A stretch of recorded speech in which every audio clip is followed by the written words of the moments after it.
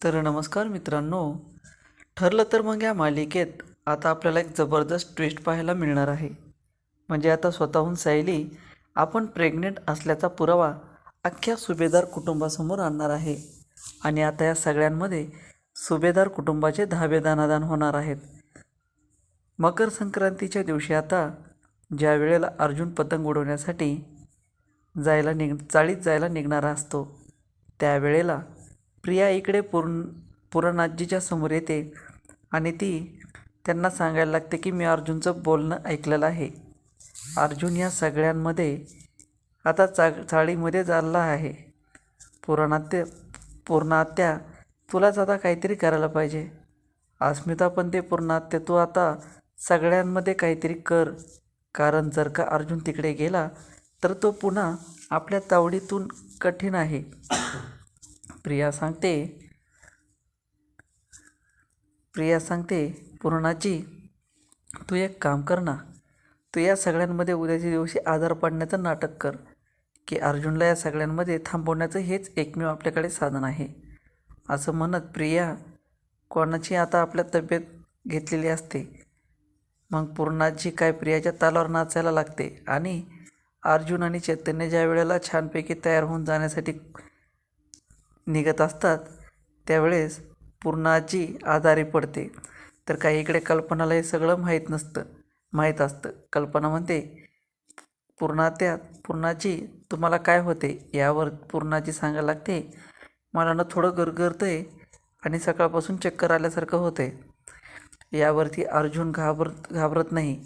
काय झालं आता जवळ आला येतो पूर्णाजीला सांगायला येतो काय नाही रे, मला चक्कर येत आहे. तोपर्यंत आता मात्र सांगितलेले असतात विमलने की हे बघ सायली, अर्जुन सर इकडे येणार आहेत. तो छानपैकी आता पूर्णाजी तब्येत बिघडल्यामुळे अर्जुन जवळ येतो आणि ते पूर्णाजीला म्हणायला लागतो मला असं वाटतंय, काय होतंय तुला? जर का त्रास होत असेल तर मी डॉक्टरांना बोलू का? कोण नाही सांगाल ते डॉक्टर तरी काय करणार? आता हे म्हातारपणात सगळं आहे, याच्यामध्ये मला नाही वाटत की डॉक्टर आता माझ्यासोबत काही इलाज करू शकतील. असं म्हटल्यावर अर्जुन म्हणतो असं का म्हणतेस तू? काळजी करू नकोस, मी डॉक्टरांना बोलवतो. असं म्हणत अर्जुन डॉक्टरांना फोन करायला लागतो. पण त्याच वेळेला पूर्णाईची तब्येत जरा जास्तच बिघडते. अर्जुन विचार करायला लागतो काय झालं असेल अचानकपणे.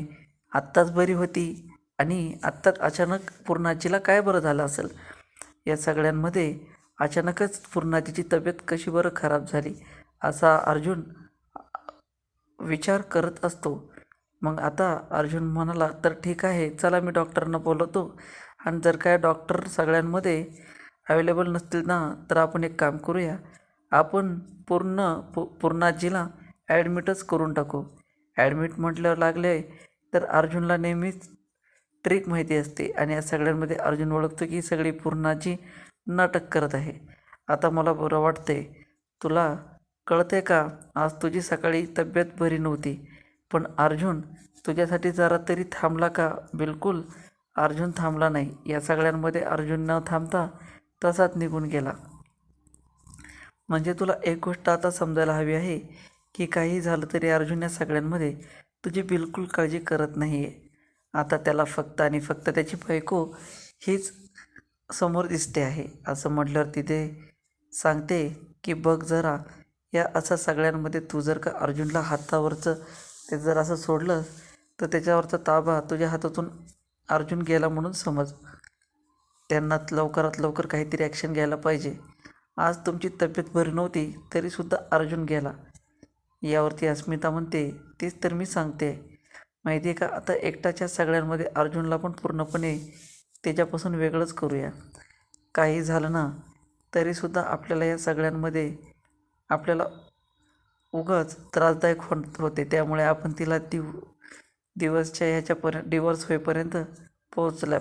असं म्हटल्यावर ती पूर्ण पटते. आपण नसायला दिवस करूया आणि मला असं घरातून कट करून टाकायचं कायमचं. तिचा दिवस करायचा प्रताप म्हणतो. पण अर्जुन तयार होईल का? यावरती पूर्णवी सांगायला लागते मला काय वाटतं माहिती आहे का, अर्जुन या सगळ्यांमध्ये नक्कीच तयार होईल, कारण मी आता अशी काही युक्ती करते ना की बघा तुम्ही मी अर्जुनला या सगळ्यात तयार नाही असं केलं असं म्हणत पूर्ण येतात. म्हणजे करणार आणि ती नाटक या सगळ्यांमध्ये त्रास करून घेत आहे. यावरती मग मात्र कल्पना सांगायला लागते, हे बघ अर्जुन, मला नाही या सगळ्यांमध्ये आता तू एक वचन दे. आणि कल्पना मी सगळं अन्न पाणी पूर्णपणे सोडलेलं असतं आणि कल्पना या सगळ्यांमध्ये आता पूर्णपणे पेटून उठलेल्या. मी आता या सगळ्यांमध्ये अन्न पाणी सोडलेलं आहे. काही झालं तरी सुद्धा आता मी अन्न पाणी घेणार नाही.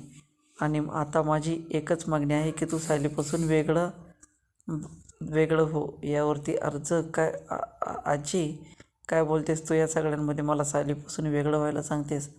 अगं सायलीशिवाय मी नाही जिवंत राहू शकत. कल्पना म्हणजे ठीक आहे, मला माहीत होते की तुझं हेच उत्तर असणार आहे. आणि हेच जर का तुझं उत्तर आहे तर या सगळ्यांमध्ये मला सुद्धा आता निर्णय योग्य घ्यायलाच लागेल. काही झालं तरीसुद्धा या सगळ्यांमध्ये आता माझं अन्न पाणी त्याग करणार आहे.